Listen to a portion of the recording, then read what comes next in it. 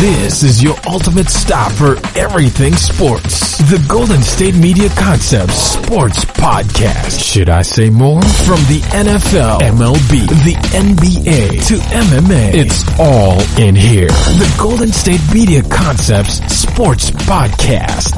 Listen now.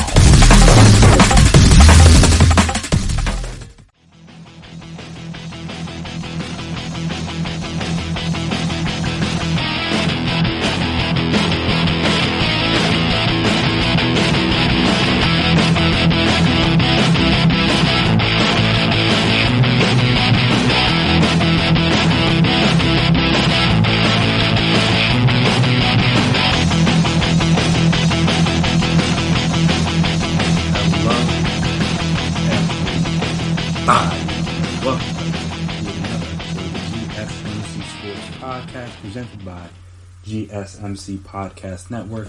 My name is Chris Blades, and before I get started here today, I want to make sure I remind you guys, as always, if you haven't already, to subscribe to the podcast. Make sure you never miss an episode. Make sure you're always on top of when we drop our latest stuff. Also, if you could please as well, give us a 5-star rating. Write us a review. Be very appreciated, very helpful. See what you guys like, what you guys dislike, the ways you can improve, all that fun stuff. And also, if you're on social media, we're on social media. So you can find us there, Twitter, Instagram, Facebook. We can talk, we can chat, we can debate, we can discuss. And it seems as if the discussions that the NFL and the higher-ups have had about diversity has led to some changes. Now, we will discuss those changes and whether or not they were necessarily good or bad or will be effective, per se. But there were changes that were made. So I guess, in theory, that's a start. On Tuesday, the NFL owners approved new measures aimed at improving diversity in coach and front office hiring, but they stopped short of approving a resolution that would have avoided minority hiring with draft pick compensation. As we discussed on the last podcast, there was a plan out there to have, like, if you hire a minority coach or GM, you get like a 3rd-round pick or a 4th-round pick or a 5th-round pick, depending on like the position they got hired for. But that got tabled, which, to my knowledge, it basically just means that it never even got brought up for a vote. They decided they were going to rework it so that, because I mean, with a lot of things, you don't want polls to go up there and just get shot down right away. So they're trying to rework it, reconfigure it, decide what they can keep in, what they can take out, stuff like that. Just, again, try to get and make the best possible proposal they could have, so that at least then when it goes up for a vote, it has a shot.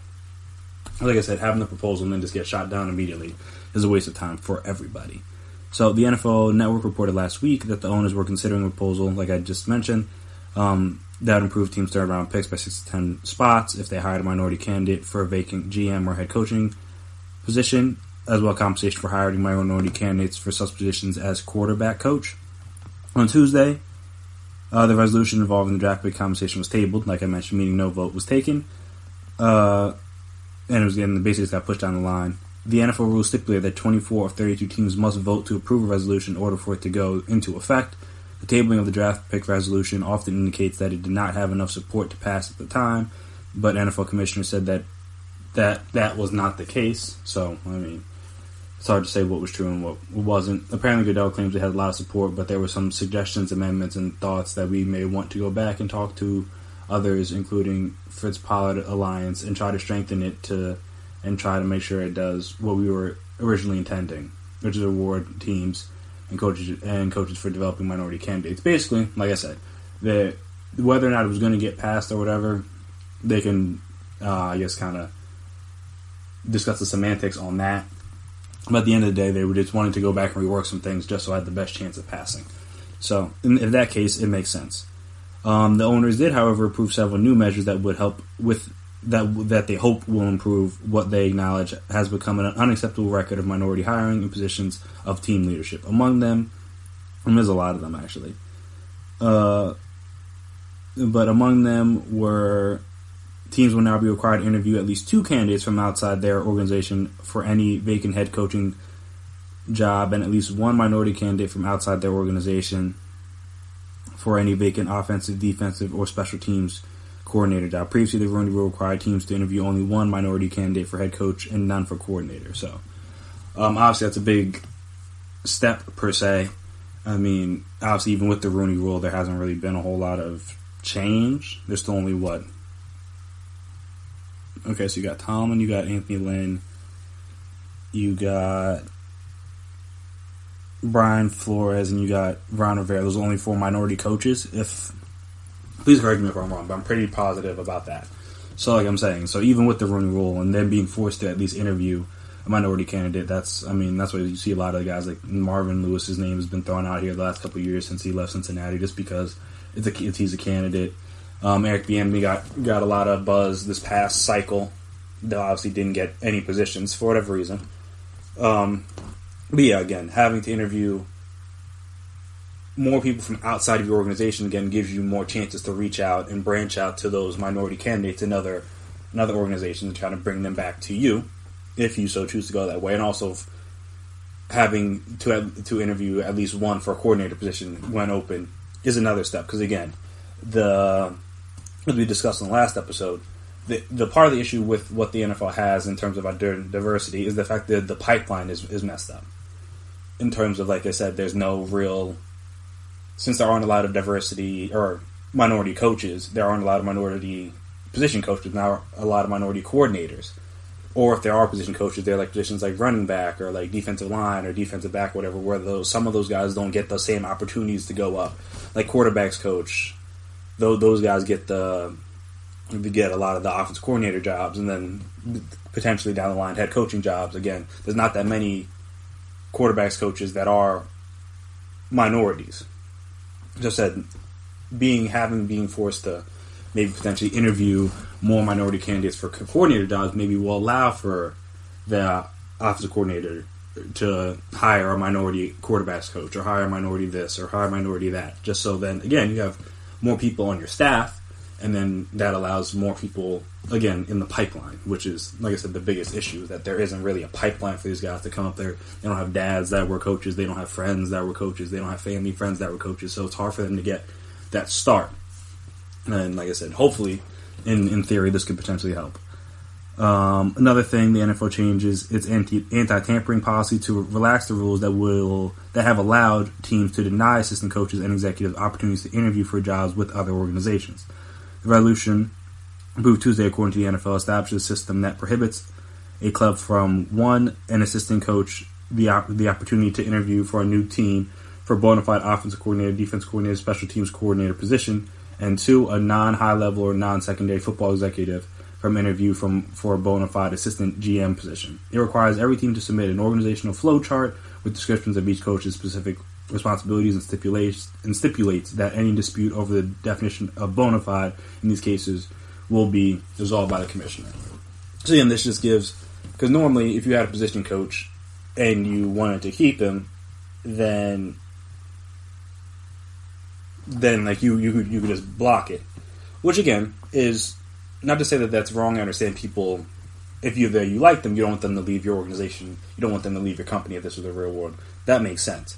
But at the same time, you don't allow for growth.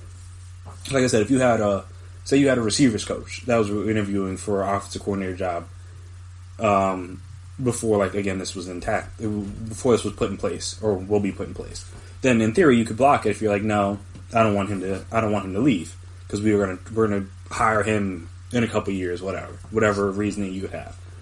And like I said, that allows the pipeline to grow. For those, this isn't even just for minorities, it's just for all coaches. It forces them to kind of stay stagnant and not be able to grow if head coaching is what they want to do. Not everybody values or wants to be in a leadership position. Or if they do, it's like I said, it's just nice for them to be able to go when they see fit. And same thing with the GM position. Because obviously if you had people, you could find a way to block it if they weren't given the right title. In terms of if it wasn't an actual GM position with like personnel control, draft control, stuff like that, you could find a way around letting that person go from your organization, which again hurts the pipeline, hurts the growth of that player and potentially of that person, not player, and potentially other people under him from potentially growing because they can't get promotions or they can't get brought on or moved up and stuff like that. So nice of them to do that. And also the Rooney Rule is expanded to apply to a number of executive positions. Teams in the league office are now required to interview minorities and/or female applicants for positions such as team president, senior executive in communication, finance, human resources, legal, football operations, sales, marketing, sponsorship, information technology, and security positions. And lastly, each of the 32 teams will establish a minority coaching fellowship program. The coaching fellowships are to be full-time positions, 1 or 2 years in length, to provide NFL legends, minority and female participants with hands-on training in NFL coaching. The idea is to establish a larger pool of qualified candidates in the pipeline from which head coaching candidates are ultimately drawn. So, and like I said, the rest of the articles from ESPN just talks about the few minority coaches they have and the issue with the issue that they've had with workplace diversity in the past and their desire to grow it.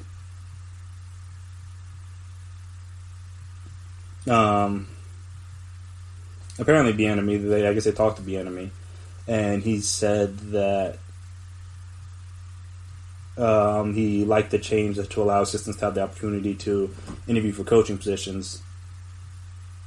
And he's basically just saying now you get the opportunity to interview for the best football coach possible for a particular position. You don't have to go through back channels or pick and choose who and when, basically just who you can interview. And obviously on the Rooney Rule thing, he says you always want to be hired based on merit. So hopefully this doesn't kind of like, I mean, and that's the thing. I think it was Bomani that mentioned this earlier on highly quarantined, highly questionable, whatever you want to call it, or whatever they're calling it these days, that we never really question whenever a non-minority coach gets hired, and if it's like warranted. Again, we can talk about whether we think it's a good or a bad hire, but no one's ever like, oh, like did he deserve or that job, or did he get it on merit or whatever. You just like say whether you think it's a good hire or not. Like it shouldn't just be forced upon minority coach just because there's a rule in place for them to be interviewed, that if they get hired now it's like, oh, did they really deserve it? It's like, if you get hired, you get hired. Deserve is all relative, really, because to that organization they deserved it, but maybe to you, you're like, oh no, they aren't qualified, they didn't do this, they didn't do that. But again, the same thing for life. A lot of people get hired for positions they quote unquote are qualified for, and they excel. Some of them fail, but some of them excel.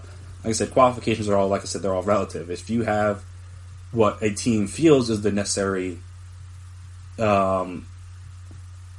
qualifications, whatever those may be, to lead their organization, then by all means, then you're good. Again, being qualified shouldn't really be something that we talk about or discuss in terms of the minority coaches or coaches in general. Again, they did whatever they did to get hired.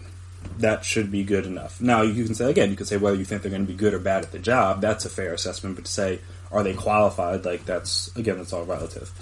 But so back to the last two proposals. Like I said, the Rooney Rule extending to executive positions within the teams and the league office is actually pretty cool. Just because, again, the Rooney Rule is basically just for head coaches beforehand. So it's nice that they're spreading that out in terms of, like I said, not even just coaching staff, but now team executives, now even in the league office, because having more of those people in and around football, which is a sport that's predominantly played by minorities, makes a lot of sense. Again, it makes sense to have people around that look like the people that are on the field. That seems reasonable, to me at least. And then also, lastly, like I said, the coaching fellowship program, which helps in theory, like I talked about, the pipeline, which has been one of the biggest issues for the NFL, is the fact that they don't have this giant pool of minority candidates. So that's why even when you have to interview, it's like you're interviewing a lot of the same people because there's only so many to choose from.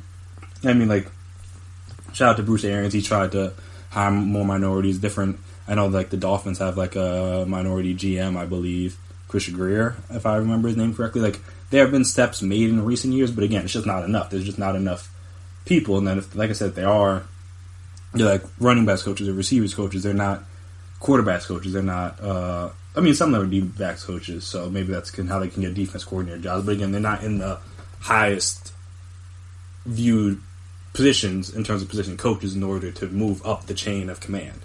Like I know Deuce Staley for the Eagles, he's been there for, I think, since Chip came, and he's been talked about being an OC, talked about being a head coach, and he's just never really moved up for whatever reason.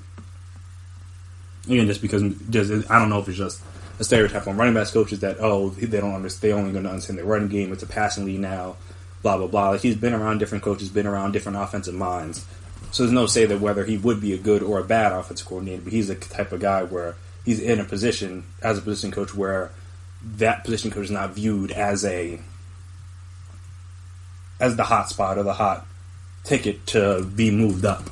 So just unfortunate. But like I said, if you have more minorities in those higher profile position coach spots, it could potentially change that, and obviously potentially this fellowship program could change that. Again, it's only 1 or 2 years, and I like that it was extended to not just minorities, to women as well, because as we saw, I know the Niners have a female coach.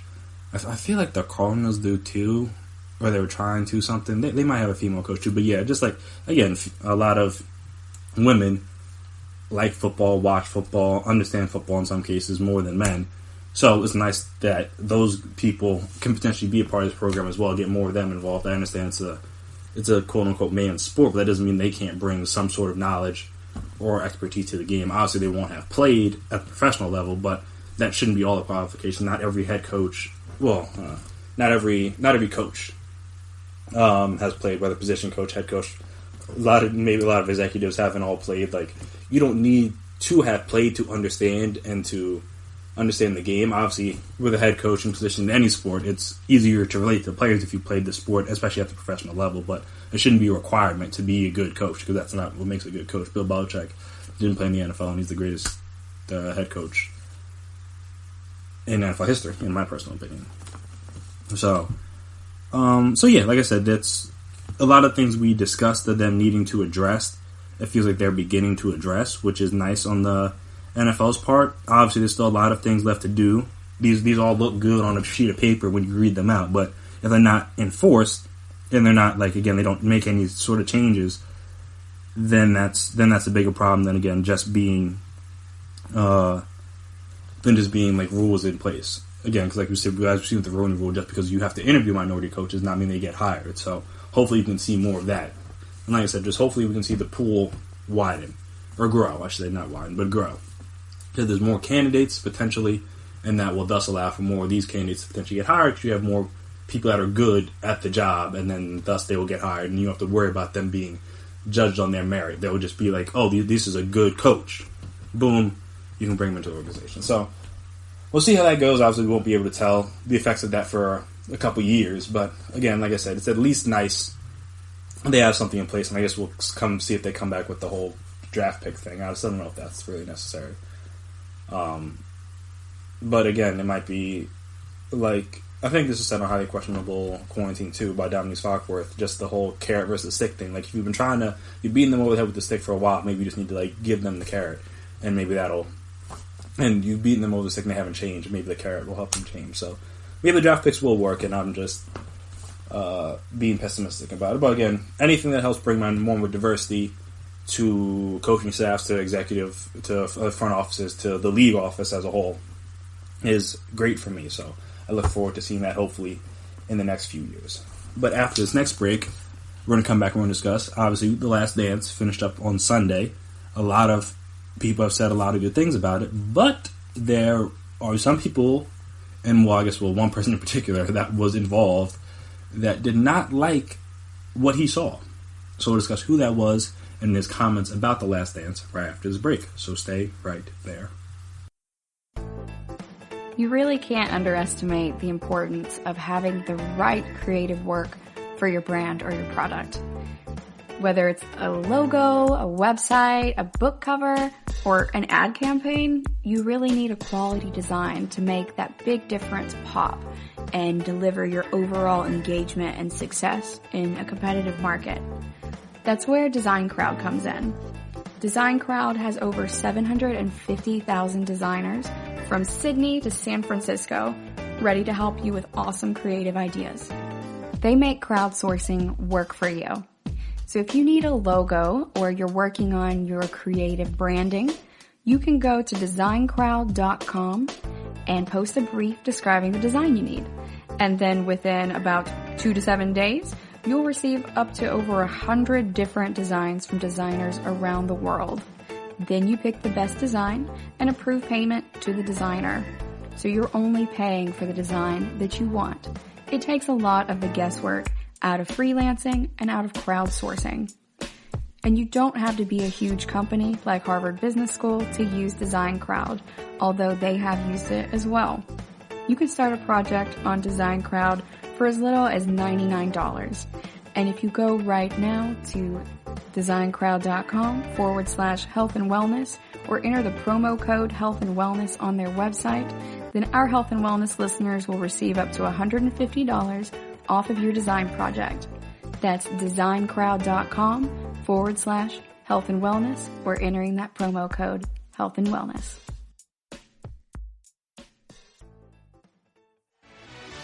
Are you looking for the very best NFL and college football podcast? Then check out the GSMC Football Podcast. Get the latest football news both on and off the field. From the NFL Draft to trades to the rumor mill to the NFL Combines, they got you covered. That's GSMCpodcast.com/football-podcast. Get updates on college rivalries, game day insights, and much, much more. It's football talk the way you want it. This show eats, sleeps, and breathes football. Don't forget to like them on Facebook and follow them on Twitter. Visit GSMCpodcast.com for more info.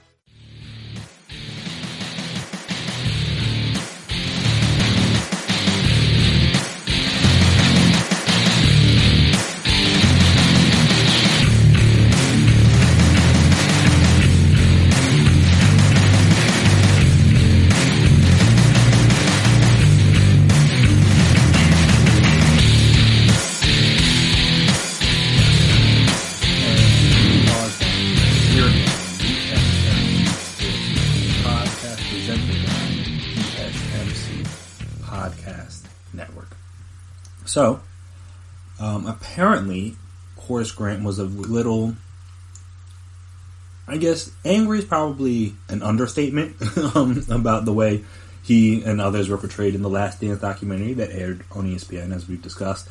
In a radio interview with Cap and Company, I believe is the name. It just says Cap and CO, but I'm assuming it's Company. On ESPN 1000 in Chicago. This is all, again, from ESPN. On Tuesday, Grant said it is a downright, outright, completely lie. I guess I should say complete, but whatever. That he leaked much of the information in Sam Smith's famous The Jordan Rules book, as Jordan alleged in the documentary. Lie. If MJ has a grudge with me, we can set. Well, he said, let's settle this like men. Grant said during the interview, let's talk about it, or we can settle it another way. But yet and still, he goes out and puts this lie out there that I was a source behind the book. Sam and I have always been great friends. We're still great friends, but the sanctity of that locker room, I would never put anything personal out there. The mere fact that Sam Smith was an investigative reporter, that he had to have two sources to write a book, I guess. Why would MJ just point me out? So first off, before I get into the rest of this, clearly, Horace and Mike have some things they need to work out. I didn't know that Horace wanted to put hands on Mike. That is a new development for me. Yes, talking about we can settle this another way. And I think brother's a little too old to just be out there with the fisticuffs. But I mean, hey, at the end of the day, you gotta do what you gotta do. I mean, MJ's competitive, but I don't see him just fighting people randomly. And plus, I don't know if him and Horace are ever really gonna run into each other. But if they do, that'll be definitely a sight to see. But yeah, also to his point, there were definitely two sources. I know in the documentary, if I remember correctly, B.J. Armstrong said that it couldn't have just been Horace, which, points out that more than just Mike thought it was Horace. So I understand why he has issues with Mike, but it's not like he was the only guy saying that, though. MJ might have gotten their ears. They weren't really going to say it wasn't Horace on the doc. But, the rumor going around is it potentially could have been Phil, which, it would make some sense, maybe. And also the reason why he may not have said Phil is because obviously him and Phil are still cool, and they were cool after the fact. But it could have been Phil. It could have been, I guess, who was it? Was it Bill Cartwright that he had some issues with early on in that first EP? Potentially, could have been him. There are quite a few sources, and again, they have to be someone. That he didn't just, I would assume, Sam Smith didn't just make up everything in the book.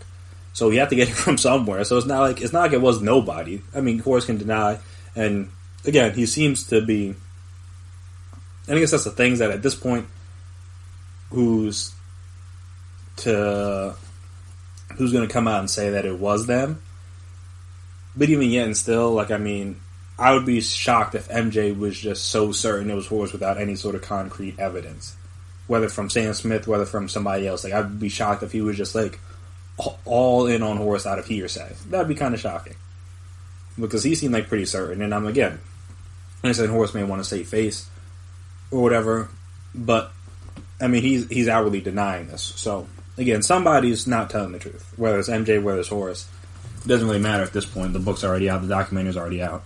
It's already been said. But again, he wasn't. Whether it was or was not him, he was not the only potential source. There were other people giving up information to Sam Smith about what was going on in that locker room. He couldn't just do it by himself. You wouldn't have a whole book off of just one source. Back to what he said. He said it's a grudge.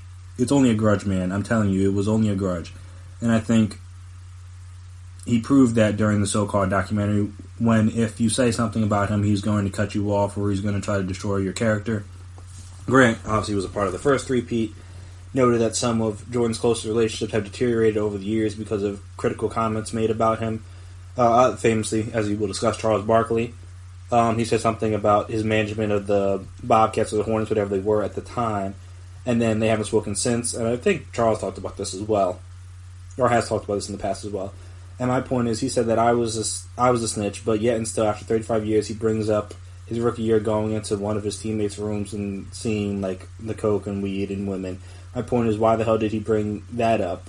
What's that got to do with anything? I mean, if you want to call somebody a snitch, that's a damn snitch right there. In fairness to Michael in that situation, from what it sounds like, it was all, like, public knowledge. And also, like, I mean, at this point, like, it's been, well, this is, like, mid-'80s. Everyone was doing those things. And, again, not to excuse him, but again, it's not like this wasn't already known to a degree. Like, the anonymous sources in a book are a lot different than you telling people of criminal things they did back 35, 40 years ago. Again, those are two completely different things. Like I said, number one. And number two, that's like saying, like, oh, this is like somebody was on the Mets saying that people on the 86 Mets were doing illegal things. Like, that would not be a shock to anyone. Granted, they've discussed it, the players themselves that were doing those things, but, like, is that necessarily snitching if everyone already knew? I don't know. So I understand his point, like, that was unnecessary, but again, it tells the story of who he was dealing with at the time. And, I mean, if anyone can tell me any of the names of those people, please feel free, because granted, I could look them up, but I don't remember any of those teammates from that era of Bulls basketball. So, I mean, maybe that just shows that they weren't really, I mean, if they're out of the league, there isn't really much to really snitch on. It's not like he got them in trouble with the law. He didn't, like, tell people. He just mentioned, he didn't name any, I don't think he named people by names. He just mentioned it was happening. Even though he said he wasn't involved, I mean, that may or may not have been true. Obviously, you want to distance yourself from that, but at the same time, it's not like he was giving them names, giving up information, saying that this guy was with this. Well, he did snitch on, I think it was Scott Burrell, though. He was telling the cameras he wasn't faithful. Now, if he wouldn't bring that up, that I will agree, because the wife may not have known about that. But again, I think him and Scott are still cool to this day, so clearly, I don't know if he was joking or whatever, but, like, that would have been more snitching than the other thing. If Forrest would have been on that, I may have been more on his side. Like other teammates, back to the article, Grant was unhappy with the portrayal of various players and situations throughout the documentary. I would say it was entertaining, but we know who was there as teammates at about 90% of it. I don't know if I can say it on air, but BS in terms of realness of it. Grant said it wasn't real because a lot of the things Jordan said to some of his teammates that his teammates went back at him, but all of that was kind of edited out of the documentary if you call it a documentary. One of the storylines throughout the documentary centered on Jordan's bullying of his teammates. Grant said Jordan's behavior sometimes crossed the line. Completely believe that. He felt that he could dominate me, but that was sadly mistaken. Grant said, because whenever he went at me, I went right back at him. But in terms of Will Perdue, Steve Kerr, and the young man Scott Burrell, that was heartbreaking to watch. To see a guy, a leader, to go at those guys like that. I understand in terms of practicing, you have to push and shove here and there, but outright punching and things of that nature and calling them B's and H's, that wasn't called for. That I will agree with. A lot of people have kind of defended Jordan in that regard, and I'm like, all right, you can be hard on guys without like calling them certain names. I mean, but maybe that's me. That's how I know I wasn't the person that when I was growing up, if you were just one of those like yeller screamers, like get in your face, like scream, say all these you sucks and blah blah, like that's not the type of coaching I reacted to. Not that I was like afraid of it or like would just run away from it or cower away from it, but it was just like that wasn't the effective form of communication to me. I'm like, there's like that doesn't really say anything. That doesn't really tell me anything. Like if you're saying that I'm bad, all right, then that's fine. Or I messed up a play or did this or did that wrong. Cool, that's fine. Even if you say it angrily, all right, that's cool. But if you're gonna like again yell, call people call people out their names in different ways, I'm like, all right, that's like I don't know how effective that is. And again, a lot of people were defending that, saying that it worked, and that is fair. It really did work because again, they were successful. The team was. Well, obviously, once the 90s hit, the team was very successful. So, whatever he was doing seemed to work. But again, it's just that's something that may have been a little unnecessary. So I'm with Horace there in terms of like, did he need to call them those names? He could have said whatever, but he didn't need to call them those names particularly. But again, like I said, for Jordan, it worked. Yeah, there's a lot. There's a lot that Grant said in the interview. Also, just a quick side note: in a separate interview, Sam Smith he had with the radio station in San Francisco, Smith relayed a story about Jordan telling flight attendants not to serve Grant food on a plane after a bad game. Grant said Tuesday that story is true. I wouldn't have believed anything else. I wouldn't have believed otherwise, I should say. But also said he went right back at Jordan after criticism. Anybody who knows me as a rookie, if anybody comes up and tries to snatch my food away, I'm going to do my best to beat their ass.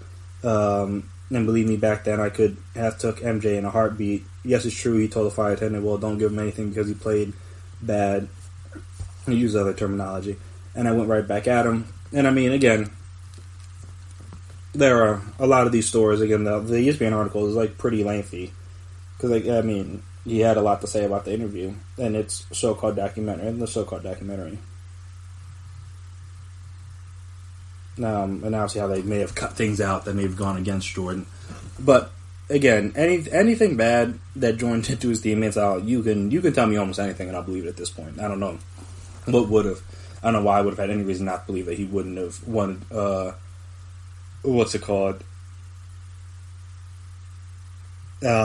Horace to eat food on the plane after bagging. That sounds totally like Jordan. I remember I was back working in the NBA offices this was like a couple of summers ago, and when they were from the documentaries first in like the early stages, and they were just like gathering film and stuff, and like old clips and files just so they could have to cut it down into the 10 hours that we saw.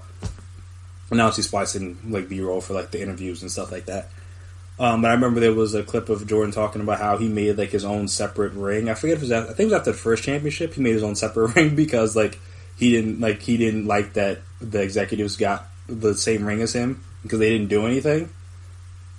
So like he was just like, I don't understand like how they weren't the ones on the court, even though like obviously Krause and others helped put the team together. But like he didn't understand how people that weren't on the court could get a ring for something that they didn't, that Jordan and his teammates did. So Jordan shunning people for doing things that he doesn't understand or he thinks or deems are bad makes total sense to me. He seems like kind of wired that differently in that, or obviously as we know, he's wired differently in that way where I think people don't do things or see things the way through him. I mean, the way he sees them, then he has a problem with it. And again, he's not alone in that. A lot of people feel or think that way in life, but obviously he was really good at the sport, so he was allowed to get away with it. But yeah, like I said, Horace said a lot of things. So you could read the whole, like I said, this whole ESPN article. There's even more that I haven't even touched on yet that he discussed. But long story short, his complaints and some of the complaints I know, a lot of people have talked about how Scotty's kind of been a little absent on it in terms of commenting on it, because a lot of people have been commenting and he hasn't really said anything, honestly. about just because of the way that he was portrayed. Maybe he didn't like the way he was portrayed, and I would understand. Basically, every episode, or a majority of the episodes, it highlighted something that he did wrong, or he messed up, other than like really the last game where he kind of gutted it out through the back injury. But like I said, the migraine game, the Tony Kukoc situation, in terms of like not going in. Like there were a couple of different moments where it really highlighted where Pippen was wrong, or Pippen did something wrong or messed up. And then, like I said, there wasn't as many highlights, though. It's not a Pippen documentary of him at his peak. Obviously, there had some highlights of him like dunking in games and stuff, but it wasn't really talking about the good games he had or the times he upcarried the team. Even the one year that they talked about, the biggest thing they went into depth on was the whole him sitting out when Tony Kukoc had the game winner drawn up for him, which again was obviously a big moment in that season and of his career and of the playoffs at the time, but still, I mean, he was great that whole year. To kind of just highlight that one moment, I could see why he'd be a little upset, if he is in fact upset. I don't want to speak for him. I don't know if he is or isn't, but if he was, I would get it. So I'm interested to see if this is just a Horace thing, or if more players will come out and speak out. But like I imagine, I don't think he's the only one that feels as if, though his portrayal in the documentary, or a so-called documentary, wasn't the way that he felt it should be, or like the way he remembers his time with the Bulls. Obviously, he has issues with Mike. He left the team. But, again, I'm just curious to see if anyone else feels that way or will express that way. Obviously, people can feel that way behind closed doors, but Horace was... I don't like using the term like man enough, but like he was willing enough, I should say, that's a better term, willing enough to go on record and say these things. It's easy to say these things behind closed doors or leak things out here or there, but for him to get on a radio station and say these things outright on air, on the record, for everyone to hear and everyone to know and everyone to check and criticize and comment on, was big of him to a degree, because he knew some of the backlash he could potentially get, and he was still willing to go at it. So again, shout out to Horace for that. But yeah, I'm curious to see if anyone else will speak out, if we're just kind of just kept under wraps. I mean, obviously, it was good. I enjoyed it. It was entertaining. But I know if I was Scottie Pippen, I would not be that happy. Obviously, Horace Grant has his own issues. That not everybody was portrayed around Jordan in the most positive light, if you will. The only really person that kind of came out positive on this was obviously Steve Kerr, because of everything he went through and the big moments he had. And also kind of Dennis Rodman, just because, I mean, his life was so nuts. I mean, I don't know how anybody could say anything bad about that guy. I mean, he lived a life many people... I mean, like, he lived a life in the 90s that most people never live. Like, just in the 90s that most people never live in 60, 70 years of life. Let alone, I mean, if you even just talk about his years on the Bulls, not even, like, the Pistons years or his time with the Spurs. Like, he has so many experiences and done so many things that, again, most people won't get to experience in their entire lifetime. So I would take a whole 30 for 30 on that. I'm just like watching him for 10 hours do random stuff in the 90s in random cities. That would be very entertaining to me. Like I said, the doc was very entertaining, but again, different people may feel different ways, and I know if I was a part of the Bulls team, I may feel a little bit differently about how everything went down. So we will see if anyone else speaks out the way Horace has, or if maybe Horace will be on his own on this. Who knows? But yeah, after we come back from this next break, we are going to discuss the Rona and states opening back up. Because as we discussed, the NBA seems close to getting back in like July, starting up potentially in June in terms of practice and stuff. That won't be talking about coming back soon. But none of that was going to work if the states weren't willing to open back up. Seems like some of the states may be willing to open back up. So we'll discuss like those new states that are opening their states up, at least to sports, and what that means for the different sports leagues as they try to, like I said, begin their season amid this pandemic. So we'll discuss all that right after the break. Stay right there. You really can't underestimate the importance of having the right creative work for your brand or your product. Whether it's a logo, a website, a book cover, or an ad campaign, you really need a quality design to make that big difference pop and deliver your overall engagement and success in a competitive market. That's where Design Crowd comes in. Design Crowd has over 750,000 designers from Sydney to San Francisco ready to help you with awesome creative ideas. They make crowdsourcing work for you. So if you need a logo or you're working on your creative branding, you can go to designcrowd.com and post a brief describing the design you need. And then within about 2 to 7 days, you'll receive up to over 100 different designs from designers around the world. Then you pick the best design and approve payment to the designer. So you're only paying for the design that you want. It takes a lot of the guesswork out of freelancing and out of crowdsourcing. And you don't have to be a huge company like Harvard Business School to use Design Crowd, although they have used it as well. You can start a project on Design Crowd for as little as $99. And if you go right now to designcrowd.com/health and wellness or enter the promo code health and wellness on their website, then our health and wellness listeners will receive up to $150 off of your design project. That's designcrowd.com/health and wellness or entering that promo code health and wellness. Check out the show that's built on the MMA. From the UFC to extreme cage fighting, they got the fights covered. Check out the GSMC MMA podcast. Get the latest news on past or upcoming fights. Join us as we talk to and about some of the biggest names in the MMA, past, present, and future. When it's the fight game, there's just one show to check out. GSMCpodcast.com/MMA-podcast. Don't forget to like them on Facebook and follow them on Twitter. Visit GSMCpodcast.com for more info.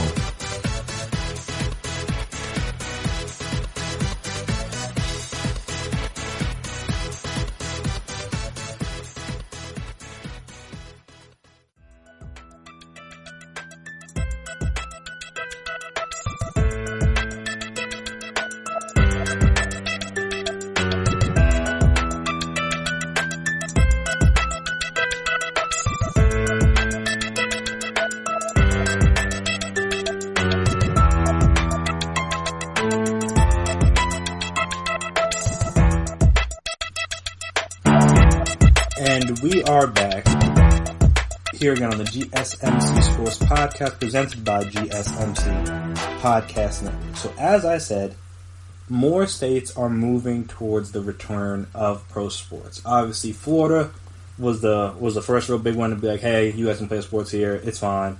I mean, they haven't really even been too shut down. But again, they've had their little shutdown. They're reopening now. Though I did see an article that they fired the person in charge of like their data because she wouldn't like manipulate the numbers. Don't know if that's true, but if that's true, that looks a little shaky. Again, I'm not accusing anybody of things here. Just is all speculation. I saw an article about it. You only can believe and especially in the day of social media, I believe none of what I hear and only half of what I see, because again, it depends on the source and all that stuff, whether it's true or whether it's not, and also where the source got the information from. So, like I said, I don't 100% believe anything these days, unfortunately. But yeah, so Florida was an option, and then Las Vegas was potentially an option, just because again they have a lot of hotels and arenas and things that aren't being used right now because no sports. So it was kind of just between those two, and people were kind of going to wonder, like, how would sports leagues work? I know baseball, I talked about having some stuff in Arizona, too, just because their Rona numbers aren't really that high. And, like I said, it was just going to be tough to just kind of, like, congregate everybody in those two little spots. It's not impossible, but it was going to be tough, obviously, because, again, their options were going to be so limited, but now they may not be as limited. Governors from New York, California, and Texas said Monday that their professional sports teams could resume in their respective states in the near future. Already sports have been shut down since March due to the pandemic. New York Governor Andrew Cuomo said he is encouraging major sports teams in the state to plan to reopen without fans, obviously. Hockey, basketball, baseball, football, whoever can reopen, we're ready, willing, and able partner. Cuomo said during his daily news conference, "I think this is the best in the best interest of all the people and the best interest of the state of New York." California Governor Gavin Newsom later said that sports could resume without fans in his state as soon as the first week of June or so. Speaking at his daily news conference, Newsom said sports could return without spectators and with modifications in very prescriptive conditions if the number of coronavirus cases and hospitalizations in the state continue to decrease. Obviously, that's the biggest caveat of all of this. Texas Governor Greg Abbott said professional sports, without fans could resume at the end of May. In addition, he said Little League Baseball could resume play. I don't know about that. With parents watching under social distancing guidelines. Okay.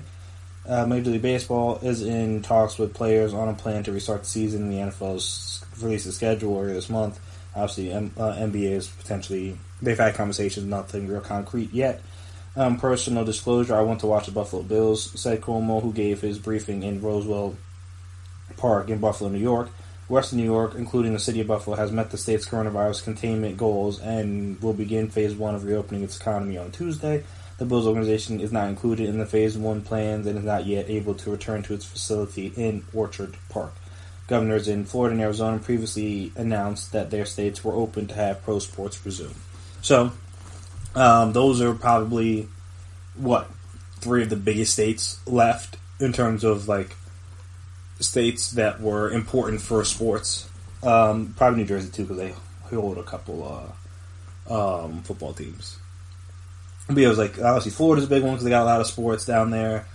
Arizona, not as much, but they do have different sports teams in different leagues, so that's kind of important. As I said, Vegas was potentially going to be important just because they can have the facilities to maybe potentially be one of those bubble cities. But now, if you get Texas back on board, New York back on board, and California back on board in terms of reopening for sports, and then I think these leagues will be back up and running sooner rather than later. And then, like I said, the good thing is that it gives them more options, so they don't have to keep everybody in the same spot if they don't want to. Obviously, that may be the safest option, but now they have the option they don't want to. It is interesting, though, because this all kind of just came up really fast. Obviously, Florida was always kind of on board. Arizona was kind of always on board, but then just randomly on Monday, like I said, New York, California, and Texas. Texas, I kind of figured, because they were starting to open some stuff anyway. But New York and California was interesting to me, just because, again, they've kind of been on the more conservative side in terms of their coronavirus stances. They've been very heavy on the testing, very heavy on the numbers. Obviously, the New York's, especially the city, has been the hub of this in America. Most of the cases, I don't want to say most, but a big majority of the cases, a big majority of the deaths have been from New York. So I'm surprised they'd be so willing to open things back up this soon. And like I said, same thing with California. Their numbers aren't as high, but they've, again, been aggressive in terms of trying to do whatever they can to contain this, flatten the curve, get everything back up and running. But, like I said, I think it just shows, to me, at least, maybe it's not how everybody feels, but it shows to me just how important sports are to the economies of these states. And, obviously, to the different leagues. Because, obviously, there was a lot of money that stands to be lost if these leagues could not continue. Whether, like I said, whether seasons that have started like the NBA, NHL, or haven't started like the MLB and NFL. If these leagues didn't happen, there's a lot of money to be lost for these teams and thus for these states, different things. So I understand from that aspect of it, you want to be able to open up because, again, you don't want to lose out on that money. And also, I think if you're beginning to open up, I know the president has talked about wanting people to begin to reopen stuff. He thinks that we're kind of where we need to be at with stuff, which may be true, may not be true. I don't know. I have the numbers I can see on Google and different websites, but again, you never really know what's true and what isn't these days. But if that's the case, then it's going to be hard and especially with him being as open as he is and talking as much as with daily news conferences and the social media and stuff. You don't need all that negativity towards your state for not being willing to reopen. So I could see why some of these states felt the pressure if they in fact did. Maybe they just really believe, and most cases are continuing to drop. I mean, there are new cases every day, it seems like, but the numbers are dropping, percentages are dropping. So that's definitely where you want to start. But yeah, like if you really want to deal with all that, I can understand why it's like, hey, look, we're gonna say we can reopen again. Most sports aren't gonna start up that soon anyway. We're still in May, so they got a couple, like a week or so before anything would even open up. But like I said, if the states want to open up, I'm not that shocked about it at this point. Like I said, it all just comes down to how they do it. Because as we've seen with states that have opened back up, a lot of people aren't exactly all on page on following specific guidelines. I know there's been a lot of stores, or not a lot, but there have been stores, and you see videos on social media or hear stories about people trying to implement different social distancing or safety procedures, whether it's like the having dots on the floor so you have everyone's spaced out, enforcing them to wear masks, potentially even giving out masks at the front doors for people that enter into the store, kicking people out that aren't wearing masks, stuff like that. Like, not everybody is on board, so that's going to really be the danger of this, is that you need to make sure that in those facilities you're doing everything you can to make sure everybody's safe.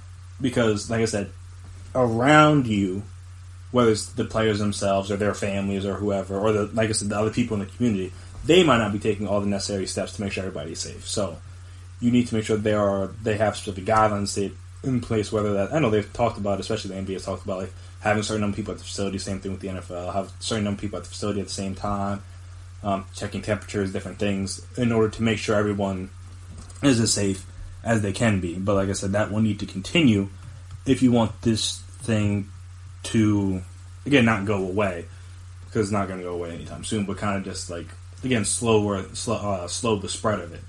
The last thing you want is an outbreak within one of these practice facilities, because then you got to shut everything back down again. Even if, like, say it happens in Wisconsin or like Ohio or something. Even though, like, all right, that doesn't affect New Jersey, it doesn't affect New York, it doesn't affect California, Texas. But at the same time, the fact that it could potentially happen in all those same places as well, because the virus exists all over, means you got to shut everything back down again. So, like I said, you don't want to open too soon, because you don't want to have to shut back down. And it seems like the states, and especially with this many people of a certain ethnicity, but some of the people seem that they're over it. They just want to get back out there. I imagine the athletes, the coaches, different people feel the same way. So they just want to kind of get back and get going again. But like I said, that's all fine and good, as long as you're doing everything you can to maintain health. Because again, the last thing you want is to get shut back down again. Because then, like, if that happens, then, like, well, the whole point of this was to flatten the curve and understand the disease enough so you wouldn't have that happen. But if that then happens, then it's like, then we're back at square one again. So we'll see. We'll see how the states handle it, how the different sports teams and leagues handle it, though reopening facilities potentially.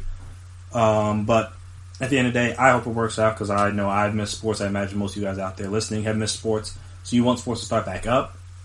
But at the same time, you want to make sure everybody's safe so that we don't have a shutdown and then have to, like I said, start from scratch again. Because if any of you are fans of Martin, the TV show, you will see how painful starting from scratch can be. If you have to do it over and over and over again. Like I said, if you're a fan of the show, you know what episode I'm talking about. But yeah, like having to do this all over and wait this all out again for a couple months, it's gonna slow down the timeline of everything potentially. So you don't want to have to do that, because then if it shuts down again, who knows if and when it'll open back up. And then, like I said, that involves everything. It involves the leagues, that involves the facilities, whatever. If they shut down, who knows if and when they'll start back up again this year. Because you can't keep doing the stop and start kind of thing. It's not realistic. It's not viable. It's not feasible. It's just not going to work. So hopefully, when they set everything open, it'll work out smoothly. But again, we shall see. And whatever happens, we shall be here to discuss. And speaking of discussion, after this next week, we're going to discuss a popular topic that has been going around the past couple days, weeks, if you will. And it's, who would you take moving forward for the next for the next 5 years. I'm not going to go for the whole career, because you really don't know due to injury and stuff like that. But for the next 5 years, who would you take out of the quarterbacks that have been a part of the last 3 draft classes. And I mean, I might do this with receivers too, maybe now and going forward. But I mean, again, outside of like Trevor Lawrence and Justin Fields and stuff like that, I'm not going to include them or any other quarterback. My boy Trey Lance, like I mentioned, shout out to Bison. That haven't been drafted yet, but I'm just going to go off the drafted quarterbacks from the last 3 years. So again, this current class, the class before, like Daniel Jones, Haskins, Minshew, Murray, those guys, and then the year before that, the Sam Darnold, Baker Mayfield, Lamar Jackson, Josh Allen stuff. So from those last 3 years, who would I take going forward? Give like a nice little top 5. So we'll discuss all that right after this break. Stay right there. Are you looking for help for your fantasy football team? Check out the GSMC Fantasy Football Podcast. Get today's best advice on who to start, who to sit, even who you should draft. From sleeper picks to red hot lineups, they got it all covered for you. That's GSMCpodcast.com/fantasy-football-podcast. We'll cover traditional leagues, dynasty, PPR, even IDP leagues. When you need fantasy help, there's just one show to hit up. Don't forget to like them on Facebook and follow them on Twitter. Visit GSMCpodcast.com for more info.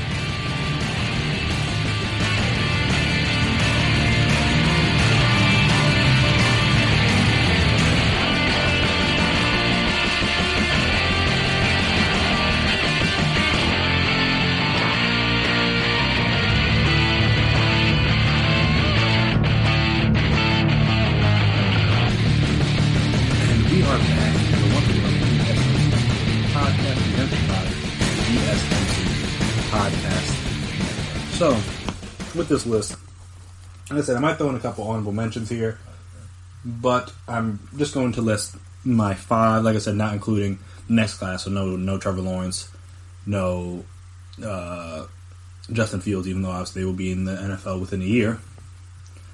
But yeah, so first, the number 1 quarterback we're going to take for the next 5 years is like clearly Lamar Jackson. He just won MVP. Don't really need to have much discussion on that first one. Just because, again, as long as he's healthy and he continues to improve as a passer, there's no reason for me to believe that he will take any setbacks and drop below where he may not win MVP every year, obviously that's unlikely, but drop below to where like he'll be worse than other quarterbacks in his class. Not to say that guys like Sam Darnold and Josh Allen and Baker Mayfield potentially can't improve. But again, when you're at this point, I have no reason to believe that he would take a big step back. So I'd have to believe it. I'll believe it when I see it in terms of him taking a step back. But obviously, for not only what he can do as a passer, but also what he does as a runner. I mean, it's hard for you to say anybody else, or take anybody else, I should say. At least for the next few years, than Lamar. Like I said, anyone else would be foolish, though. I know I've seen Dan Orlovsky's list. He did not take Lamar, so there is that. Excuse me. So, number 2 for me. Number 2 and down is kind of where it gets tough. But just because I can't put like a rookie at 2, just because I haven't seen him in the NFL yet. Doesn't seem fair or logical. It would probably be Kyler Murray, and obviously the addition of one DeAndre Hopkins helps that case a lot, because even without him last year, and with the first year head coach, obviously the record's bad. That's whatever. The team as a whole wasn't that good. He completed 64% of his passes for 3,700 yards, 20 touchdowns, threw 12 picks. Kind of need to get that number down a little bit. Yards per attempt wasn't that great. At 6.9. Definitely want to get that up, get the passer rating up. I think he got sacked 48 times. Hopefully the O-line can improve a little bit. I know they drafted, who was it, Josh Jones, I think, in the 3rd. Because they drafted Isaiah Simmons in the 1st. I think they drafted Josh Jones in the 3rd. Offensive tackle out of Houston, as I mentioned. So hopefully he can be a part of that. I know they lost. I think because they traded for Marcus Gilbert from the Steelers. And I think he got hurt, so I don't know if he played that much last year. So hopefully you have him back. And like I said, get that sack number down from 48, because even though he didn't really take that many big shots, he's not a big guy. He's only, according to Pro Football Reference, he's only 5'10", 207. So, I mean, the weight's good, but the size not that great. And the thing or reason that Russell Wilson and Drew Brees and those guys have been able to be around for that long because they haven't taken that many big hits. And, I mean, Kyler and Lamar both in college and the pros so far have seemed to miss out on those big hits. So, as long as they can keep that up, that should be a benefit to them. Like I said, Kyler Murray got better as the year went on. Like I said, the 5-10-1 record is not really indicative of that because, again, in theory, if your quarterback's playing well, you should win more games. But again, that's not always true. I mean, we know about all those years where Drew Brees was throwing for near 5,000 yards and they were finishing no better than like 8-8, 9-7 at best, and sometimes even worse than that. So, quarterback play is not everything. But like I said, as a rookie, those are very solid numbers. So, again, hopefully the addition of a bona fide number one, another year in Cliff Kingsbury's system, another year under your belt as a quarterback, another year as a head coach for Cliff Kingsbury, because obviously that was both their rookie years at the same time. You hope to grow and improve as a tandem and get more comfortable with each other, get more comfortable with the players. That should allow for improvement overall. So that'd be my number two. Third, and my third would be Tua if he was healthy, but he's not. So I'm going to go Joe Burrow at 3. That's because if A.J. Green comes back, you got him, you got Boyd, they drafted T. Higgins, they have Joe Mixon. As long as their line improves, or at least doesn't get him hit a bunch of times, they should be fine. They drafted, I think, like 3 linebackers to help kind of fix up that defense. Logan Wilson. They drafted Akeem Davis Gaither out of Appalachian State. I think they drafted Marcus Bailey from Purdue. The second, I know Gaither had a knee issues why he might have dropped, and Bailey I know has had some knee issues as well in college. Again, start to slowly but surely improve that defense, get that offense to where you have good pieces on the outside. Hopefully Zach Taylor can take what he learned as a head coach in his first year, use that and improve upon it on his second year. And then hopefully, again, obviously it's hard to say what Joe Burrow's going to look like in the NFL because when you have a guy in Justin Jefferson who was drafted in the first round, Jamar Chase, who may very well be the best receiver prospect to come out in the last 2, maybe 3 years, plus a running back that won the first round, plus a bunch of linemen that were drafted, or a couple, I don't know if all of them were drafted, but a couple linemen that were drafted, plus another guy, a receiver in Terrence Marshall, who is going to get drafted, most likely, assuming his health is okay. Plus the guru or QB whisperer, whatever you want to call him, in Joe Brady. It might have just been a perfect storm for him, so we'll have to see how he adjusts outside of that element, where he's not going to have the best receiver in the league. Again, A.J. Green's good, Tyler Boyd's good. Well, A.J. Green's great when he's healthy. Let me not diminish what he's done in his career. Tyler Boyd's been good in his absence the last couple of years. John Ross has been good when he's healthy, but he's not always healthy. T. Higgins was great in college, though it's hard to say what a rookie will do in his first year, especially with no real off-season program due to the Rona. Let's see how that goes, but he's going to get the chance to start from day one, be the unquestioned starter. That's always a good sign for a rookie. Allows him to not have to worry about anything. Allow him to just focus on being that guy and helping build up the franchise and the team, because obviously the Bengals, though they haven't always been bad, they've had a rough years past couple, and obviously they've never, or I don't want to say never won a playoff game, but I know they definitely haven't won in a while if they have won one. I know Andy Dalton never won a playoff game for them. So you hope that Joe Burrow can do that for them. Maybe not be in the first year because the division's still kind of tough, but hopefully soon. So he would be my third. 2 is fourth, just because again the injuries concern me. If the injuries were not a factor, which for all players they are, but definitely for a guy like him who's gotten banged up in college, you kind of, with many situations, guys that get banged up at the low levels continue to get banged up. In the pros, it's very rarely just you go. Though, I mean, as I've said, injuries are a lot of luck. There's not really a whole lot. There's not always a whole lot guys can do in order to help themselves out. Like the hip thing, that was a freak injury. Like there's not really much he could have done there, I guess, other than throw the ball away or get taken out. I think they were up big at the time when he got hurt. Same thing with some other guys that have been labeled injury prone. There just might have been standing in off position when they got hit. Like, there's been different circumstances, situations why they got injured that you can like point to, but that doesn't stop people from calling them injury prone. It is what it is, unfortunately. So, like I said, that's probably the reason. Plus, again, Miami's got to build some things up. Their O-line's still not going to be that great. Well, they signed a lot of guys, not all O-line, but they signed a lot of guys to help out the defense. Signed some guys, or traded for some guys to help out their backfield. And like I said, Jordan Howard, Matt Breida. Obviously, I mean, they drafted a tackle in the first round, Austin Jackson. A little high for me. Obviously, I'm not like a O-lineman scout or whatever, but just from the little bit of research I had done and things I had heard, I don't know how many people expected him to go in the first round. But again, maybe what they saw. Can't knock people for seeing whatever it is that they saw. But yeah, so then you got that. Hopefully the line shored up. I mean, he's in a situation different than Burrow, where he's not going to start from day one. He's going to come in and be, because he's going to be able to sit for a little bit, learn from Fitzpatrick, whatever. There is for him to learn, obviously. One thing he can learn is just how to be in the league for a while, because, I mean, Fitzpatrick plays a little reckless, you could say, but he's still kicking to this day. So that in and of itself is a skill. So you can learn that from him, and obviously reading defense and all that stuff. All the important things that he will need to learn in order to continue to be successful at the pro level. Hope to learn from him. So see what he can get there. Like I said, he's in a different scenario where he's not going to be tasked. Not to say he can't win the job, but especially with no real off-season program, it's going to be tough for him. But yeah, just him having the chance to come in, not have to start right away, get some time to sit, learn, get healthy, be able to beat the lineup, and then again take over when he's ready. And like I said, you have Devontae Parker on the outside, so that'll help. Better than nothing.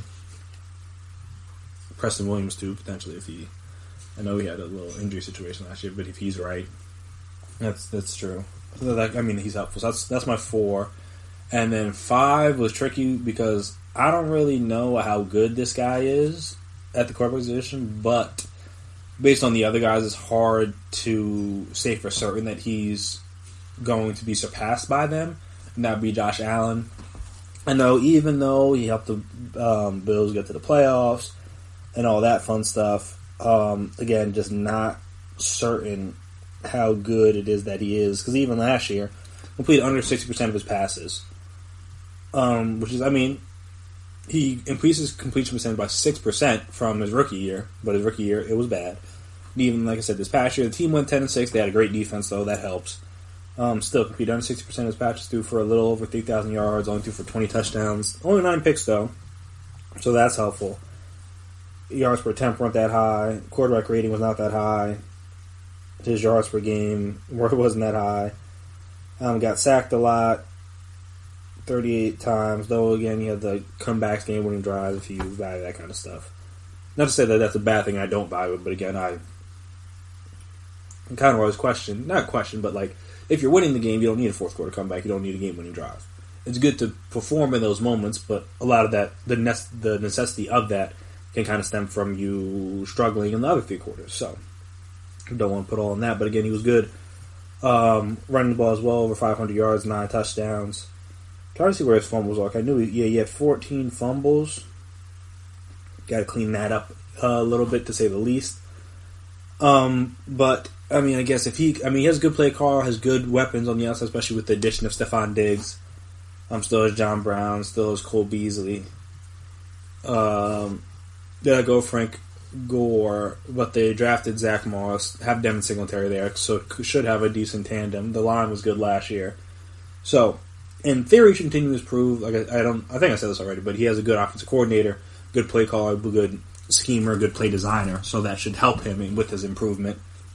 But at the end of the day, the thing is just going to be how accurate can you be? Because he wasn't that accurate in college, he hasn't been that accurate in the pros. That's kind of one of those things where if you're not accurate, it's very hard to then become accurate. Like if that's just not that hasn't been your thing, and with a lot of big arm guys, it's just going to be what happens. They kind of just wing it, and it doesn't always go where they want it to. But the only fear for you're a Bills fan or you're a Josh Allen fan is just that you hope he doesn't turn into Mr. Trubisky. Because Mr. Trubisky had the good 2018 season, went to a Pro Bowl, which, I mean, don't really judge it on that, because he was a deep alternate.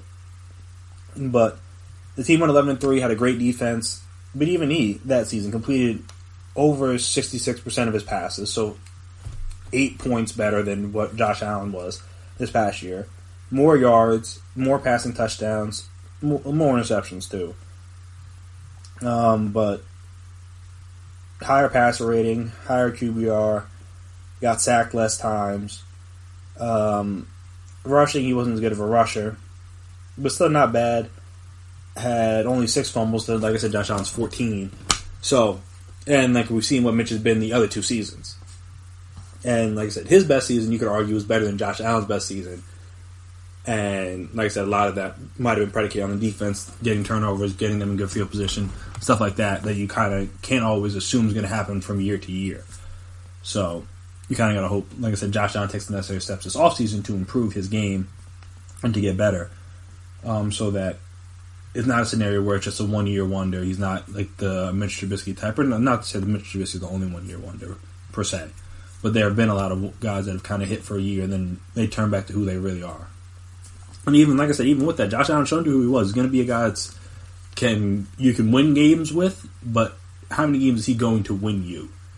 If that makes sense. Like, how many games did the Bills win last year where it was like, all right, if they didn't have a quarterback, if they had any other quarterback but Josh Allen, they probably don't win this game. And again, I commented, he had like 5 game-winning drives, 4 fourth quarter comebacks, which is great. But at the same time, were they in those positions because of him or in spite of him? I don't know if in spite of him works, but like, were they in those situations because of him, and then he needed to bail his own self out along with the team at the end? It is the thing to consider. So that's probably my top 5. Like I said, I'm not really the biggest Josh Allen guy, but based on like the guys after him, whether it's Sam Darnold, who we really don't know what he is yet because of the whole mono situation, Baker, who the line was bad, but even though Freddie Kitchens, it was what he was, had all the pieces around him to be better than he was. He himself was not that good on the field outside of like the other pieces around him and the coaching and stuff. I think it was Belichick said that players can't overcome bad coaching, so maybe a better coach will help him, but I don't know if Kevin Stefanski is necessarily that guy. He might be, he might not be. You got Drew Lock, who could potentially, many people think, could make that second-year jump. Jordan Love's not going to be on the field for a while. Maybe guys like Haskins and Daniel Jones that could improve. So I think my 4, I'm pretty confident in my 4 in some order. So, my 3, and then 2 if he's healthy. Because, again, can't assume health. But then 5 is up in the air. Just like I said, Josh Allen just got to be in there right now just because I have a little bit more faith in him than I have in Sam Darnold and Baker Mayfield. Because at least I've seen improvement from year 1 to year 2 from him. And that's like, again, you hoped. Improvement isn't always linear, but you hope that he continues. Like when you go from year 1 and have a good year like Baker did and then go down for whatever reason, that's not what I want to see. Same thing, and again, different circumstances for Darnold, but he didn't really improve on his 1 year either, his rookie year, so you don't want to see that. And obviously, again, like guys like Drew Lock and Jones and Haskins and stuff like that, I just haven't seen enough of them to firmly say they're going to be top 5 over the next 5 years. But I think of those guys in the outside looking in, I think I would have the most faith in probably Drew Lock, just because, Baker and Drew Lock, just because Darnold, he'd have to get out from under Adam Gase, because the Adam Gase situation is a mess. And I think he's very talented. I honestly thought he was going to go number 1.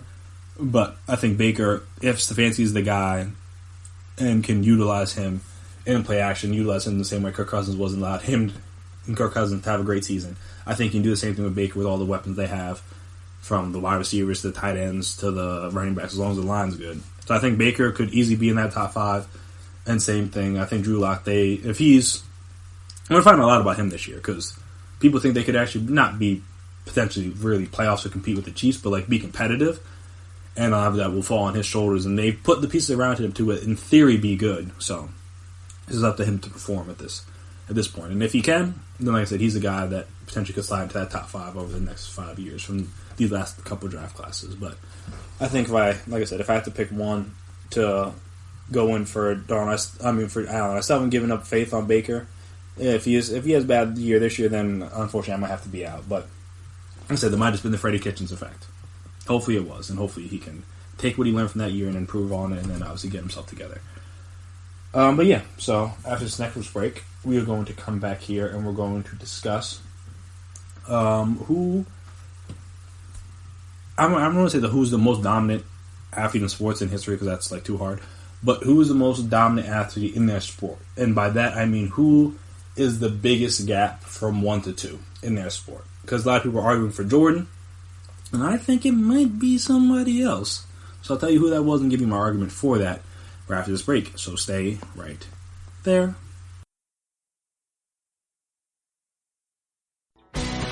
Are you looking to get your college football fix? Looking to get the latest news on your favorite school's team? The GSMC College Football Podcast is your ticket to all things college football. Join us as we talk college football from the national championship, the college rivalries, the bowl game, to the Heisman Trophy. To which conference is the best? We've got you covered for the Big Ten, SEC, Big 12, the Pac-12, ACC, and everything in between. Download the GSMC College Football Podcast on iTunes, Stitcher, SoundCloud, Google Play, or anywhere you find podcasts. Just type GSMC in the search bar.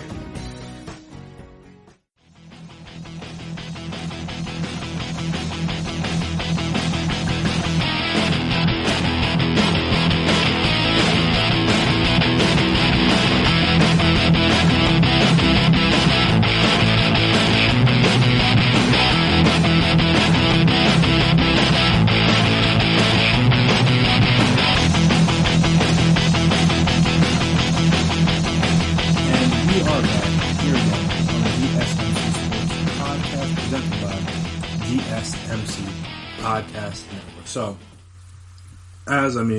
makes sense through The Last Dance. A lot of people were talking about, after it was over, Jordan being the unquestioned GOAT of the NBA, which is debatable, but I'm just saying if that's your opinion.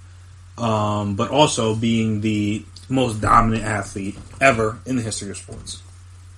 And that is where I may have to draw the line, because I don't know if that is true. Now, I'm only going to include team sports in my discussion. Like I said, dominant I view as in terms of like how big, or I'm guessing in the context of this discussion, I'm saying how big is the gap between him and whoever the number 2 guy is in the sport. It doesn't really matter who you view it as, but how big is the gap between those two? Because that's how I debate like greatest or dominant or whatever in terms of this specific sport. Because again, he may have been the most dominant during his time, but if there are players better than him or close to as good as he was during his time, like how can he be necessarily the most dominant ever in the sport? But yeah, so like I said, the majority of the context of this argument is mainly just like the gap between him and the second best player, not just necessarily of his era, but it's like of all time. Like how big is that gap? But yeah, so like I said, many people argue, and rightly so, that Jordan is the best player of all time. I will agree with that. I mean, his accolades very much speak for themselves. He, outside of the 6 championships, obviously, he is 5th all-time in career scoring, which definitely hurts his case. Though, I mean, a lot of that due to the multiple, like, retirements and, like, missing the years and, like, all that stuff. And also, again, having to play 3 years in college. So don't hold that against him, but that definitely does hurt his case.